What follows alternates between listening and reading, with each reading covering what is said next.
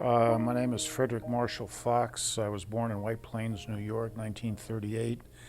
I served in the Navy from 1960 to 1965 on active duty. I was in the Vietnam War on the USS Ticonderoga during the Gulf of Tonkin incident. And then I served 3 years in the reserves and was recalled for the Pueblo crisis. And I flew for the airlines for 33 years with American Airlines. Retired at age 60, flew as flight engineer for a cargo company, and now I'm enjoying retirement. I retired as a lieutenant. My rank was a lieutenant. And I was a nuclear weapons delivery pilot, so I had top secret clearance. Well, as far as the Navy goes, I was Code 4 Pubs, which was Confidential Publications and Communications Officer. There was a publication called JANAP 146 Echo, which had a section which says that you will not reveal any information regarding UFO phenomenon under penalty of $10,000 fine and 10 years in jail. So they were quite adamant about whatever experiences you had, you were not to go public with it without their permission.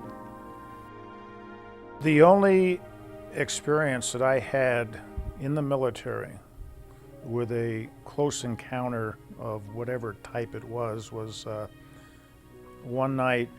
I flew attack planes, the A-4 Skyhawk, and they'd have us go out and do play bogey so the CIC could vector the fighters and everything. I was out about 180 miles from the carrier one night by myself at about 20,000 feet when an object showed up on my left side. And it didn't freak me out. It didn't have any hostile intent. It was just there observing me, and I sort of observed it, and I came away with a very peaceful feeling, and I never said anything to anybody until later in my career with the airlines. I found out a fellow shipmate of mine had a similar incident.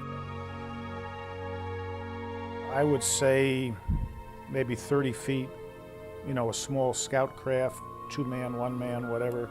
Maybe it was an intelligence gathering disc, I don't know. But it was a disc? Well, it was saucer shape, yeah, it was saucer shape, from what I could ascertain. How large? 20, 30 feet in diameter. How far away from you? Oh, it was right off my wing. I mean, it was there. I could feel its presence. If anything, it was protecting me. I'm out there alone at night, 180 miles from the carrier by myself, and it can be a little, a little anxious. Of course, this is during the Vietnam War and everything, so you don't know what's going on. Do you know about the year that this happened? 1964. It was August or September. It just appeared. I mean, I'm there alone, and all of a sudden I'm aware of something, and I look out, and here it is. And after observing it and having this close encounter on whatever level was taking place, then it just sort of disappeared. It dematerialized. Like a black shape in the black night. There were no lights or anything. It was no lights, but there was a form. There was a form. I suppose if there had been lights, it might have created an anxiety which maybe whomever was there didn't want me to experience at the time. I mean, I was, 24 at the time.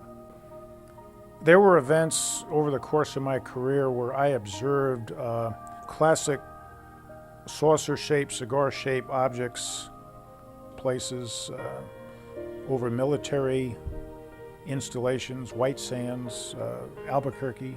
The subject never came up with air traffic control. In any event, I would never have opened my mouth because they were I think there was a Captain Pete Killian that's written about in some of the UFO books that was a captain with American Airlines back in the 50s that evidently had a sighting and testified before the Senate committees. And then there was another captain that actually took a photograph of one off his wings, and of course they were subject to ridicule and everything, and I didn't want to go that direction, so I never reported anything to FAA or the military. A lot of pilots just didn't want to get involved in this because of peer pressure and ridicule, and the secret has been kept.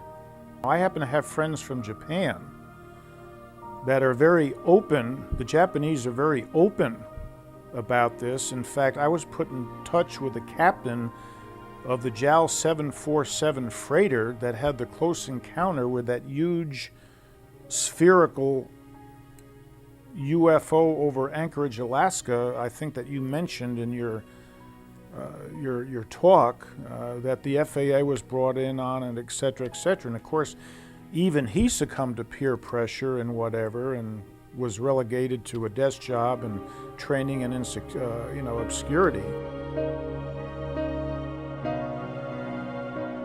I had more sightings in the airlines than I did in the military. I had the one episode, the one encounter over in Vietnam, and that was the only sighting and anything I ever had that I'm aware of. Okay? Most of my other sightings took place either at night.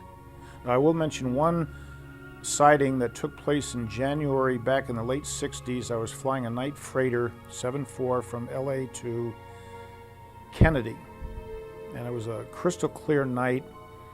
There was a partial moon so you could see, and I was sitting in the right seat, and I saw two lights, red lights, singular non-blinking red lights, like they were flying in formation.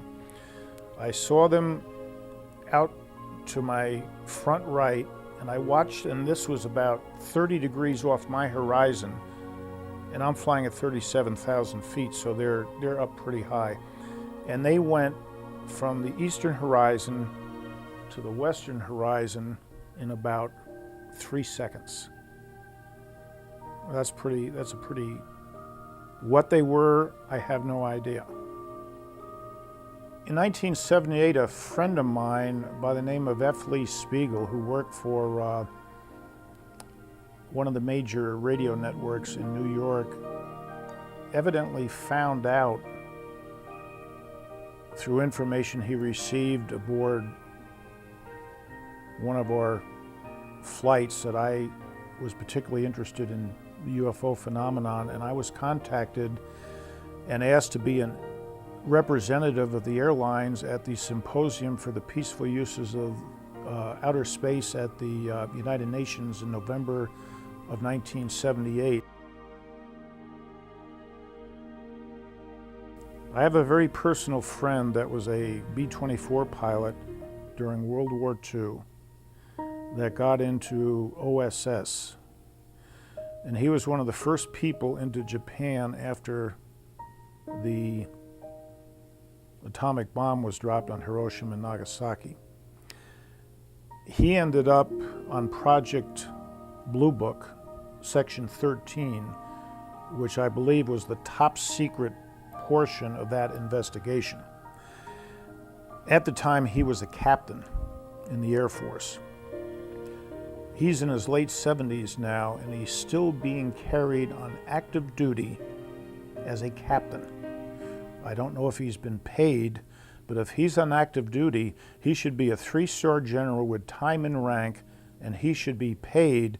And the whole reason that they kept him on active duty was to keep his national security oath active because of what he knew. And there are certain things that he will not talk to me about because of that security oath, even though I had a top secret clearance with the Navy and we're both very interested in the same thing. So I find that very interesting. For whatever reason, the government or those agencies of government deem necessary to protect their agendas, which obviously now aren't our agendas. And based on the information that you gave us here at this symposium, I think it's time for us to act to end this charade and to take whatever steps are necessary to ensure that the human race evolves properly and, can enjoy the fruits of that evolution.